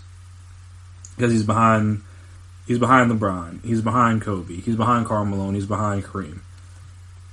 So, again, not the highest at even his own position. If you take the shooting guard position, Kobe has more career points than him. Though again, different times, the ability to come straight out of high school as opposed to going to college for a couple of years, obviously, again, hurt Jordan. So don't hold that against him per se, but that definitely does hurt his dominance argument. Again, his other accolades are great, like the 6 championships, his 3rd all-time in steals, top 50 in assists, top 10 in like career free throws made. Or was it free throws attempted or free throws made? I gotta see this. I guess it's what free. It's gotta be. I don't know if it's. I gotta see this free throws attempted or made. I don't know, but regardless, he's top 10. He's obviously won 5 MVPs. Helps his case. Had all different types of all NBA recognitions, all defensive. I think it was like a 9-time all defensive first team. How many all NBA first teams he made? Like everyone from 86 to 98. So that's 1, 2, 3, 4, 5, 6, 7, 8, 9, 10 straight. Hard to argue with that. Was all NBA second team as a rookie. Absurd. It was 14-time All-Star, won Rookie of the Year, run All-Star Game MVP a couple times, won Defensive Player of the Year. Again, his accolades speak for themselves. They're up there. But in terms of my opinion on who the number 2 is, which is LeBron, though, Kareem's definitely up there. I feel like Kareem is not discussed enough in terms of the GOAT debate. But that's just me. Jordan's, I said LeBron's not that far off. Now, he's if you're looking at averages again, play different positions, different times. But he averaged 36-5, shot 49% from the field for his career. His 3-point percentage was low, but he didn't really shoot that many. Shot 83% from the free throw line. Averaged 2.3 steals, almost 1 block a game. Now when you compare that to LeBron and what LeBron has accomplished, his averages are 25 point. No, that was just the season. Excuse me. He's 27, 7, and 7. Career field goal percentage at 50%. Though again, he's a little bit taller. 3-point percentage is a little bit higher, but again, he shoots 4.3 to Mike's 1.7. His free throw percentage is lower, only shoots 73%. Which is not great. Obviously, like I said, more rebounds. He's bigger, more assists. He's averaging 10.6. He was averaging 10.6 this season, best of his career. Averaged 1.6 steals, 0.8 blocks. In terms of his accolades, 16-time All-Star. But again, Jordan had a couple of retirements. He's won 3 championships, won a scoring title, 15-time All-NBA, 6-time All-Defensive Team, was a All-Star Game MVP 3 times, Finals MVP 3 times, 4-time MVP, Rookie of the Year. So, again, when you stack that up against Jordan, again, the 3 and 6 in the finals hurts him compared to Jordan's 6 and 0. But even getting still with that, he's not that low. Also, I forgot to mention that Jordan was a 10-time scoring champion and a 3-time steals champ. So again, I have no argument if you say Jordan's the GOAT. But in terms of LeBron, he's really not that far behind. Is he behind? Sure. But is he really that far? Is the gap between those two players and their greatness really that wide? In my opinion, no. And again, you have the accolades and different things to back it up. Especially if he wins a championship with LA, it could have been this year, but it might not be this year because of the whole Rona. But if he wins a championship in LA and has now won 4 championships in total, and and won them in 3 different cities, as well as both conferences, I'm just saying the GOAT debate seems a little bit different. And even still with that, Jordan, a lot of people feel like LeBron's the better. There's staunch defenders on both sides, but in my opinion, if you are so much more dominant, so much better than every other person in your sport, then there should be no debate. And that's kind of what I'm saying. There is a debate with Jordan, so I feel like, not to knock his greatness, but when you talk about being the most dominant in their sport, blah, blah, blah, if you're not the unequivocal GOAT, there's no debate at all, how can you say this person was that much head and shoulders better than everybody ever was at their sport? Now, at his peak, was he better? Arguably, but like I said, it's hard to say that. And again, I'm leaving out sports, I'm leaving out individual sports, so no golf, so no Tiger, who you could argue was more as dominant as anybody ever, especially during his time. Serena, you could argue that she's better. than anybody ever. Usain Bolt, in terms of at his best, I mean, I think he won. I think I saw on Twitter, so take that as with a grain of salt. He didn't lose a race for like 8 years or something like that, and he set like multiple world records, all while basically everyone competed against him got caught for doping. So he was doing it clean. Guys were still had to dope in order to catch up to him, and they still couldn't catch up to him. That's impressive. Baseball is a weird one. In terms of going back to team sports, I'm also leaving out like Simone Biles and gymnastics, Michael Phelps and swimming, both people who have a claim to one of the best athletes of all time, one of the most dominant players in any individual sport, team or otherwise, of all time. But again, leaving those out because team sports are a little bit different. But then go to baseball. It's hard. I think Barry Bonds to go, but again, the whole steroids thing kind of clouds that, so that one's a little bit tougher. And even with that, I still think there's more of a debate. Football, it's harder, just because there really isn't anybody that you say at one position. I mean, as an overall football player is the best of all times. You can go by different positions. Like people say, Brady's the GOAT quarterback, and like Jay Rice is the best receiver, blah blah blah, stuff like that. But you don't have like an unequivocal, like, this is the best football player of all time. Like, it's just too hard, too many positions, too much diversity and stuff like that. But I will say that Jerry Rice has a bigger claim to having a wider gap between 1 and 2 than I think Jordan does, because when you look at his stats, obviously 10-time All-Pro, 3-time champion, 13-time Pro Bowler, Player of the Year twice.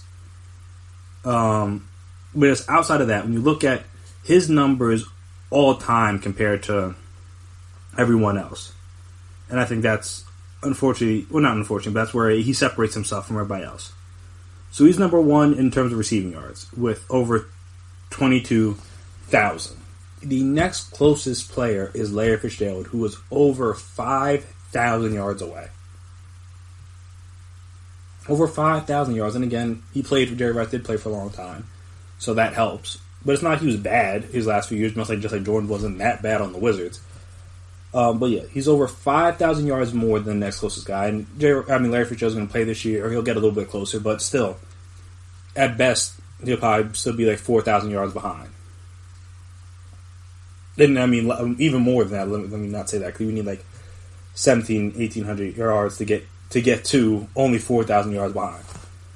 So yeah, so he's got that clearing away. Receiving touchdowns, he's number 1. He's got over 40 more than the next closest guy, and that's Randy Moss. And let's see. And where's receptions? He's number 1. Receptions number 1, and he's over like 150, a little over 150 away from Fitzgerald. So that'll be a little bit tighter, but that's be the only one that's close out of the 3 major receiving yard stats. Even Tom Brady, who's the GOAT because he won the 6th, his in terms of his all-time stats, he's still fighting with Drew Brees currently for who's going to have the highest stats. So that kind of hurts his debate as well. Even though, again, I think he's the best quarterback, but like between him and Joe Montana, it's not like there's still a debate up there. Like, I like Randy Moss. I think Randy Moss is probably more talented than Jerry Rice. You could argue T.O. was as well, but in terms of when you pile up the stats next to each other, like, he's just so far ahead of everybody in the sport. So I think he has a better claim. And then also, when you move off of him and go to hockey, which I know many people don't care about, but when you go to hockey and look at Wayne Gretzky's stats, I mean, they are patently absurd compared to the next closest guy. Just completely absurd. So, obviously, when you go to his all-time stuff. So, again, Hall of Famer, blah, blah. Stanley Cup 4 times. 15-time All-Star. I don't even know what all these different awards are, but 9-time, I think, is Bobby Hart the dag? Is Bobby Hart, or I'm trying to see where the Hart Memorial Trophy, that's the MVP? Yes, MVP. Won that just 9 times for good measure. The Art Ross Trophy, which is a top point scorer, won that 10 times for good measure. the Conn Smythe, I think, which was I believe was like their Stanley Cup MVP. Well, most valuable player in the playoffs, I'd say, not the Stanley Cup MVP, but the playoff MVP. Won that twice, only twice though. Won the the Ted Lindsay Award, which is the most outstanding player selected by the NHLPA. Won that. That wasn't even listed. I think he won that. That's probably the same thing as the MVP. So he probably won that like 10 times. Won a Sportsmanship Award 5 times. And also, what's the Pearson Award? I'm trying to find it. Doesn't even say. Oh well, regardless. He's won the MVP 9 times. And was a top point scorer 10. And I know someone put this on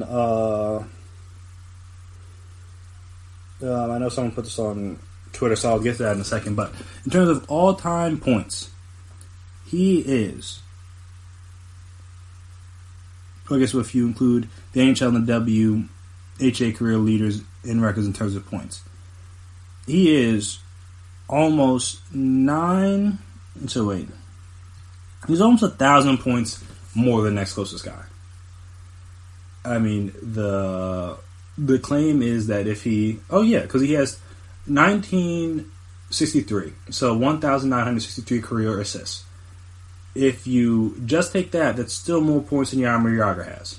So if he never scored a goal in the NHL, he would still have the most points. And then obviously, he has the most goals by over 90.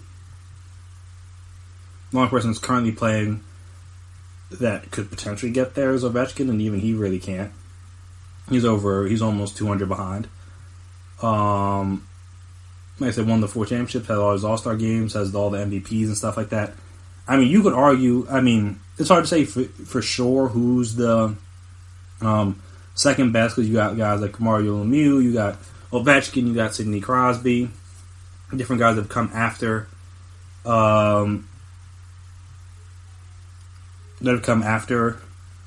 Gretzky. And so, like I said, the fact that he could have no goals and still be the all-time points leader tells you how much better he was at the sport of hockey than anyone else. And I believe if this screenshot is true, of the top 11 scoring seasons of all time, he has 1, 2, 3, 4, 5, 6. He's tied, so 7, 8, 9. 9 of the top 11 goal scoring seasons. Point scoring seasons, of all time, including 4 seasons over 200 points, which no one else has. Please, hockey fans, correct me if I'm wrong.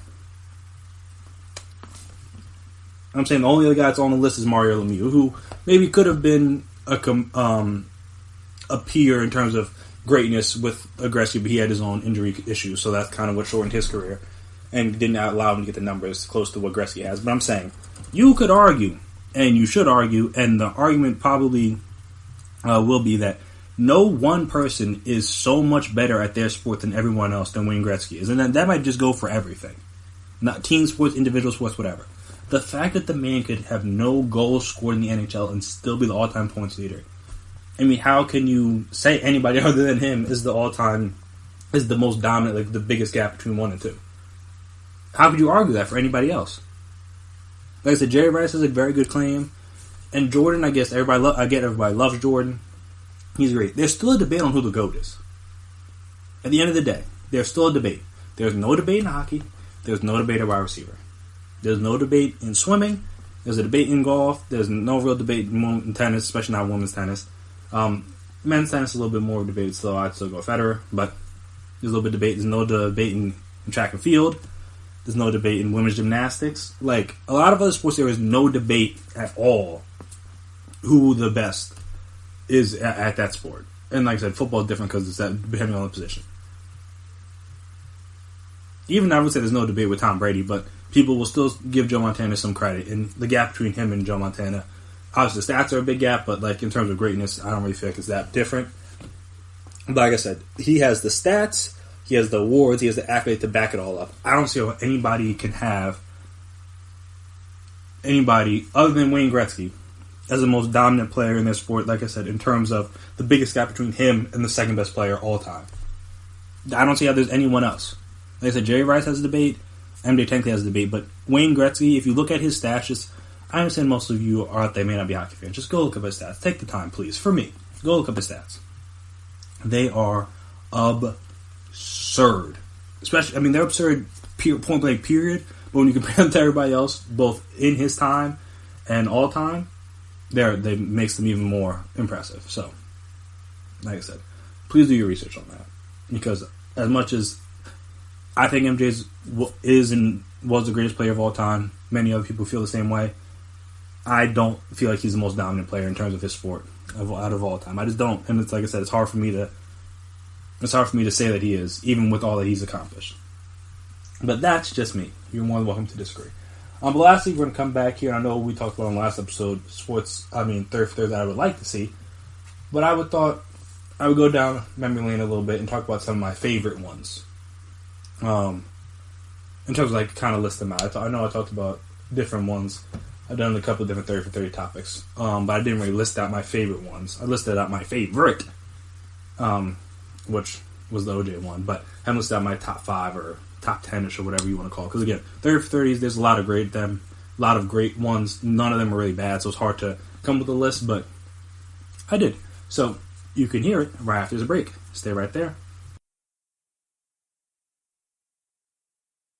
Check out the show built around the women of MMA, from the UFC, Invicta FC, Bellator, and One Championship. We got the fights covered. It's the Golden State Media Concepts Women's MMA Podcast. The latest news of upcoming fights, discussions of previous matches. Join us as we talk to and about the biggest names in women's mixed martial arts, past, present, and future. When it's the women's fight game, you know where to listen to. The Golden State Media Concepts Women's MMA Podcast.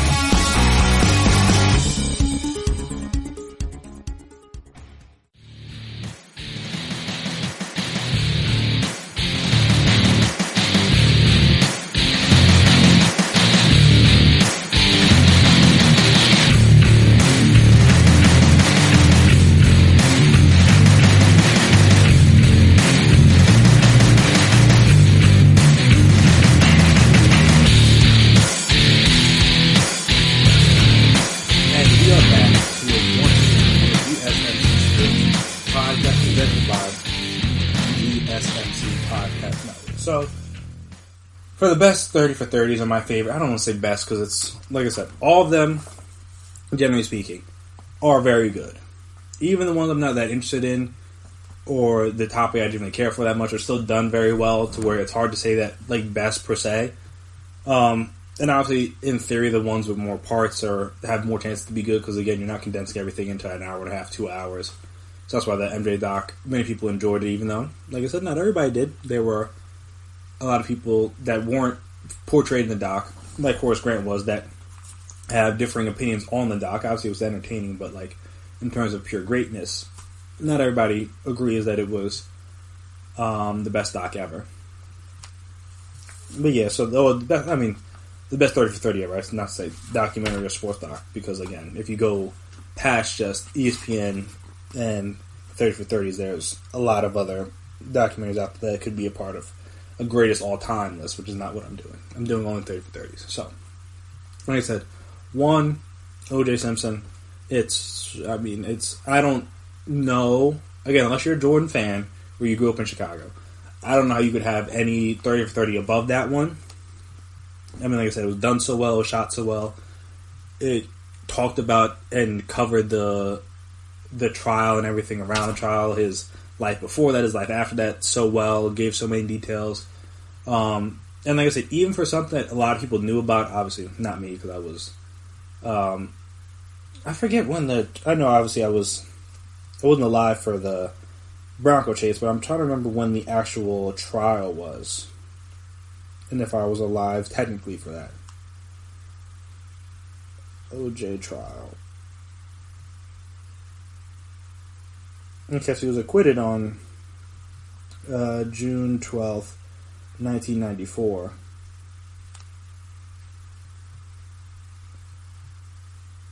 So, like I said, was not alive yet. But yeah. So like I said, that's number one. It should be number one on most people's list. It probably will be number one on most people's list. Number two, though I guess probably might be a little recency bias, would be the MJ one. Like I said, I enjoyed it, having not lived through most of that stuff. It was new and fresh to me, even though the things I knew, like I knew he won 6 finals, I knew he was great, I knew who he beat, some different things, but I didn't understand.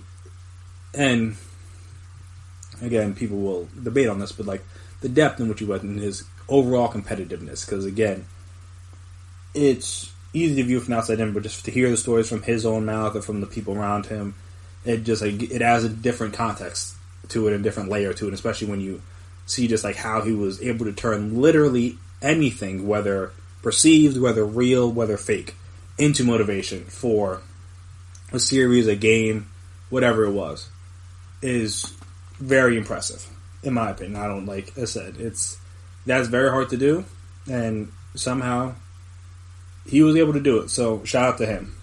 Right, so that's number two. But like I said, that might just be a bit of recency bias since again, as I just finished it. Not also, but number three for me is the Lakers Celtics doc. I think it was the Best of Enemies, where they had, I think that they even did it while I had it like Mark Wahlberg for Boston and IC for LA. I think what was that, like two or three parts, I believe. Or no, it might have only been two. It might have only been two in total. I think it might have only been 2 parts, but that was another great one. Just in terms of, like, again, just understanding the entire dynamic of that time period of the Boston and the Lakers, their rivalry, the Bird and Magic rivalry that extended back into college. Obviously, I knew about it, but having more context on it, all the different matchups they had throughout the 80s, kind of how those two teams, you could argue, I don't know if saved is the right word, but clearly helped elevate it to where it was capable of being obviously brought to a global scale by Jordan. Like I said, without Magic and Bird doing what they did in the 80s for the sport of basketball, it is not near as big as it was today. And like I said, Jordan had a hand in that, LeBron's had a hand in that, Steph has had a hand in that. There's a lot of been guys that have had hands in making it this big, but without Magic and Bird, without the Lakers and the Celtics, who knows if it even has a chance to be that big? Who knows if the Dream Team is even a thing? And like I said, the Dream Team was obviously integral in bringing the United States to a wider audience. But who knows if people even want to come together if, like, again, if the sport hadn't become as big as it was, at least in the States. They were a big part of that. Those two. And I was so just hearing about that again, though I know the players and I've heard some of the stories, just seeing the different matchups, seeing the different things that both teams had to go through, was very interesting to me personally. Again, everybody may not feel the same way, but that's just me.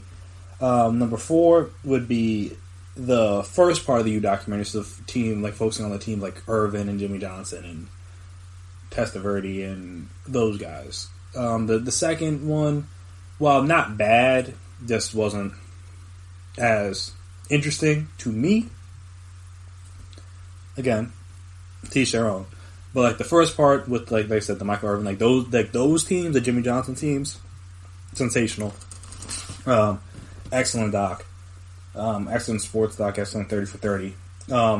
I've seen it multiple times, and that's kind of the true test of these documentaries, is how rewatchable are they? Now, the OJ one, I'm not going to say I watch it in total all the time, because again, I watched it at least, I think I watched each part at least twice. Then obviously I watched the People vs. OJ Simpson. I don't know if that's what I don't know what the doc was called too, but I know that the TV series, watched that. So again, you there's a lot of OJ content out there for you to consume. And honestly, like I said, 5 parts is a lot to get through. So I'm not going to say, like I said, I've sat here and I just watch it on my free time, but documentaries, movies, shows, stuff like that, the rewatchability of it is key for me. Like I said, things can be great, but I'm like, I don't want to see that one time. And I'm like, I don't need to see it again, I'm good. If I am willing and able to and want to watch it multiple times, or if it's on, I'm like, oh, I'll watch this again. Like, that's a testament of a good doc to me. And like I said, I've done that with the U. I've done that with all, well, MJ one, obviously I haven't, because I can't. But I wouldn't have an issue with if they're showing a marathon, or if they're showing, or if I see an episode on, I'm like, oh, I'll watch this episode again. Same thing with, like I said, the Celtics and Lakers. Like, I've seen that one a couple times. And all these ones that are kind of listed next, I think I've seen at least twice. But fifth one, that was a tough one for me, just because, again, a lot of great docs. You got the Bo Knows one, which is great. Watched that a couple times. Obviously, it's Bo Jackson. It was great because, again, all you hear when you're a person of my age, and if you're there for the younger listeners out there, all you hear is stories. You don't really get to see anything. Obviously, there's easier to access things now with Google and stuff. But at the end of the day, really all you're hearing is stories, or you're watching highlights and stuff, and just hear it from himself, hear it from the people that played against him, people that played with him, and then obviously you have like game footage and stuff for them to show within it to understand his level of greatness. And like I said, the shame that it was is that his career was shortened due to the injury. Was unfortunate, but again, that documentary was great. Watched that a couple times. The Rand University one was great. Obviously on Randy Moss, though he's one of my favorite football players, one of my favorite receivers.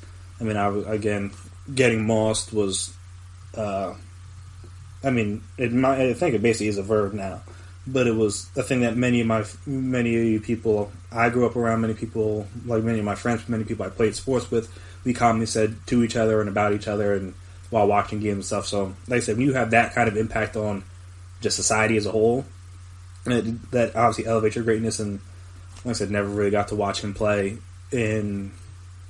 at Marshall.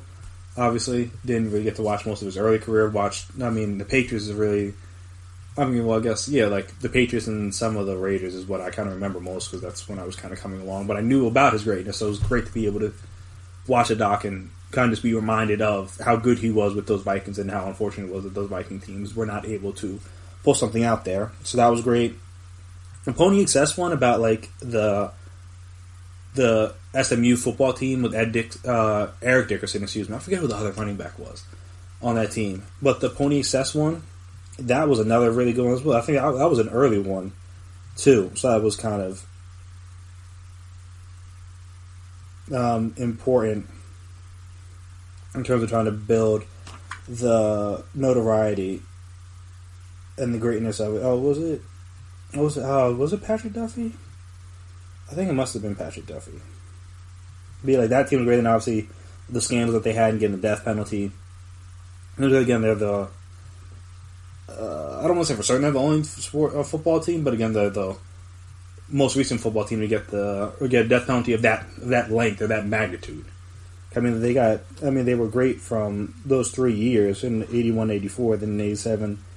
They got hit with the death penalty, and then it took them. They didn't have football for 2 years, and it took them like over more than that, almost 20 years, in order to get back to like who they were.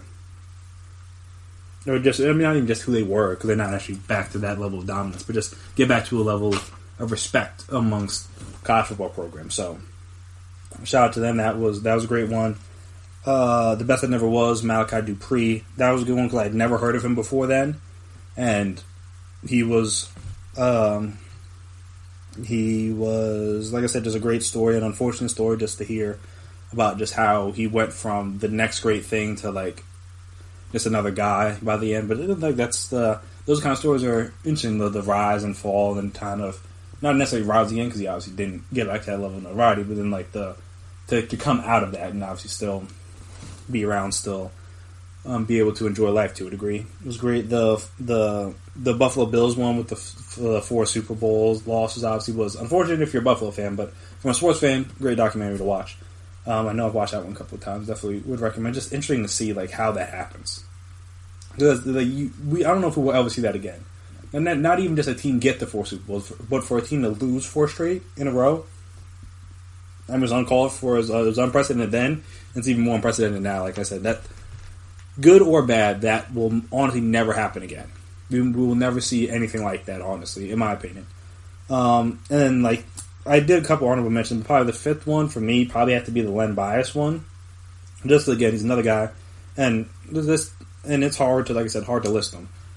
But then there are even more that I liked. These are just the five I have to go with. The Len Bias one was great, just because again, he's a guy didn't really know that much about, but I knew about his story to a degree. But then to hear about it and to kind of not necessarily see it play out, but just to hear it discussed and realize just how much that could have changed. That changed everything for the Celtics. Because who knows? Maybe their run continues longer if you have arguably one of the best players, or what could have been one of the best players in the history of the NBA, play for their team. Like I said, maybe not to say that they would have won anything, maybe, but they would have had a better chance competing against the Bulls with Len Bias there. I mean, he competed with him in the ACC. Oh wait, no, was he? No, he would have been after that. When did he get drafted? Len Bias. So he was in the 86 draft. He was the second pick. Like I said, just like that was really an unfortunate tale of just like another one of those like what could have been stories. Like I said, it really is a shame. And it would have been interesting to see how things would have changed. Like I said, for the Celtics and even for sports. So again, this guy was as dominant as they come in college. Was All-American in '86, second-team All-American in '85, two-time ACC Player of the Year, two-time All-ACC, ACC Player of the Year. His last year, coming out averaged 23 and 7, 54% shooting. Like I said, none one of those what could have been, and those are honestly the best stories to kind of investigate. Just like what could have been if this didn't happen or that didn't happen. And like I said, for him, it's unfortunate, but it made for a very good doc and a very interesting doc, and I would recommend to watch it if you haven't already. I imagine most of you as sports fans have. But like I said, my five are going to list a five, and the five is interchangeable. You could put any, but the four solid ones are MJ. So OJ 1, MJ 2, Celtics and Lakers 3, U Part 1, 4, and like I said, 5 you could throw in a bunch of them. I didn't even mention the Bad Boys doc.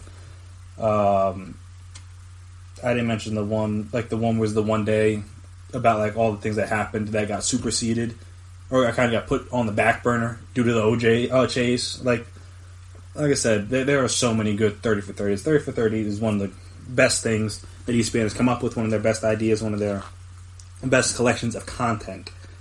But yeah, there's so many good ones. It's hard for me to just like, it's hard to narrow them down, but I try my best.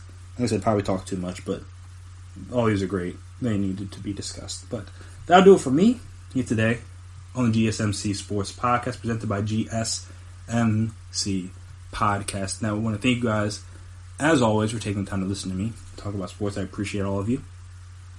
I know this Rona time has been tough, but I've been trying to do my best to provide you guys with some form of entertainment, and I hope you guys have enjoyed what you have listened to during these tough times. Also, if you like what you've heard today, or like what you've heard in the past, please subscribe to the podcast. Make sure you never miss an episode. Make sure you're always on top when we drop our latest stuff. Also, if you could please as well give us a 5-star rating, write us a review. We very appreciate it, very helpful. See what you like, what you dislike, all that fun stuff. Also, if you're on social media, you can find us there, Twitter, Instagram, Facebook. We can discuss these topics, debate these topics. You can talk about how you like the changes to the Rooney Rule in the NFL. Talk about if Horace is just a hater, if he's telling the truth, keeping it 100. Talk about how you would rank the quarterbacks drafted in the last 3 years, or even a wider gap in that going forward if you include Trevor Lawrence and Justin Fields, those type of guys. Talk about if you think Wayne Gretzky, you agree with me, think Wayne Gretzky may be the biggest gap between 1 and 2 in any sport. But I think so. But I mean, hey, maybe you think it's Jerry Rice, maybe you think it's Jordan. I'm all ears. And also, just to say, give your opinions. So where do you what are your favorite 30 for 30s? Obviously, everybody has different tastes, everybody has different opinions. So I'd love to hear what you guys think. But yeah, that'll do it for me here today. Before I get out of here, I want to, as always, shout out the essential workers. So like I said, nurses, doctors, first responders, grocery store people, dollar store people, anybody. Well, I mean, again, more states are opening back up. But like I said, anybody that's been out there during this pandemic, having to go to work every day, having to do whatever you can to keep everybody else safe, keep everything flowing, and your life and your health has potentially been put on the line in order to make sure life is good or not gooder, is better for everybody else. Shout out to you. You are appreciated. Like I said, if you don't hear it enough, you will at least hear from me every episode until this is done, which won't be anytime soon. So you'll be hearing it more and more. Like I said, shout out to all you guys. You guys are doing the work and doing great work in order to keep this country afloat and society afloat during these tough times. And I know you don't get appreciated enough. I've seen a lot of the things you guys have had to deal with, especially the grocery store people, with the people not wearing the masks and berating you guys and all that stuff. And it's unfortunate. And like I said, hopefully you can feel appreciation from somewhere. If nowhere else, you'll get it from me. But yeah, I've been Chris Blades. I want to thank you again for listening. That has been my time. And until next time. You've been listening to the Golden State Media Concepts Sports Podcast, part of the Golden State Media Concepts Podcast Network. You can find this show and others like it at www.gsmcpodcast.com. Download our podcast on iTunes, Stitcher, SoundCloud, and Google Play. Just type in GSMC to find all the shows from the Golden State Media Concepts Podcast Network, from movies to music, from sports to entertainment, and even weird news. You can also follow us on Twitter and on Facebook. Thank you, and we hope you have enjoyed today's program.